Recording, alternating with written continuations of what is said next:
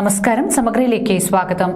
മേക്കുന്ന് കുടുംബാരോഗ്യ കേന്ദ്രത്തിന്റെ കെട്ടിടോദ്ഘാടനം ഡിസംബർ 14 വൈകുന്നേരം 4 മണിക്ക് നിയമസഭാ സ്പീക്കർ അഡ്വക്കേറ്റ് എൻ ഷംസീർ നിർവഹിക്കുമെന്ന് പാനൂർ നഗരസഭാ ചെയർമാൻ വി നാസർ മാസ്റ്റർ പത്രസമ്മേളനത്തിൽ അറിയിച്ചു.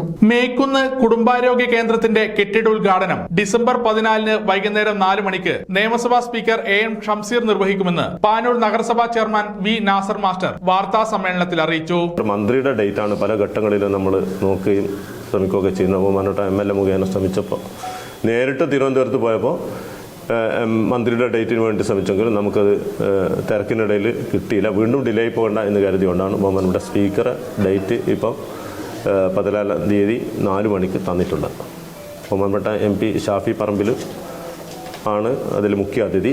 ബഹുമാനപ്പെട്ട MLA ആണ് അതിൻ്റെ അധ്യക്ഷൻ. പിന്നെ ചെയർമാൻ അതിൻ്റെ സ്വാഗതം പറയും. രാഷ്ട്രീയ പാർട്ടിയുടെ പ്രതിനിധികൾ, അതോടൊപ്പം തന്നെ DM ഉണ്ട്, DAPM ഉണ്ട്, പിന്നെ ആർദ്രത്തിൻ്റെ ഡോക്ടർ ബിജോയും അതിൽ പങ്കെടുക്കുന്നുണ്ട്. പിന്നെ രാഷ്ട്രീയ പാർട്ടി പ്രതിനിധികളുണ്ട്, പിന്നെ കൗൺസിൽ പാർട്ടി പ്രതിനിധികളും ആ പരിപാടിയിൽ പങ്കെടുക്കുന്നുണ്ട്.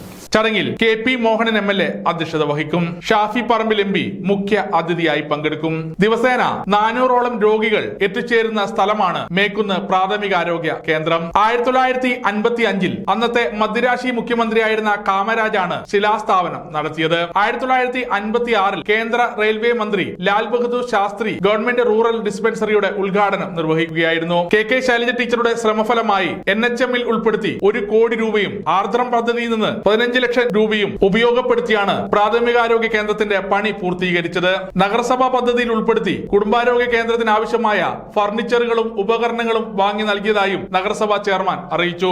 വാർത്താ സമ്മേളനത്തിൽ വികസനകാര്യ standing committee chairman TK Haneefa, കൌൺസിലർമാരായ Ruksana Iqbal, MTK Babu, NA Kareem, P Manoharan, doctor Roshna Raveendran എന്നിവർ പങ്കെടുത്തു.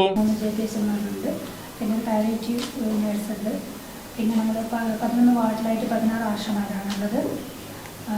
പിന്നെ പൊതുജനങ്ങൾക്ക് ആവശ്യമായ, അതായത് രോഗപ്രതിരോധ അല്ലെങ്കിൽ പകർച്ചവ്യാധി രോഗ നിയന്ത്രണ പരിപാടികൾ, അതൊക്കെയാണ് നമ്മൾ പ്രധാനമായിട്ടും. സമഗ്ര ന്യൂസ് പാനൂർ.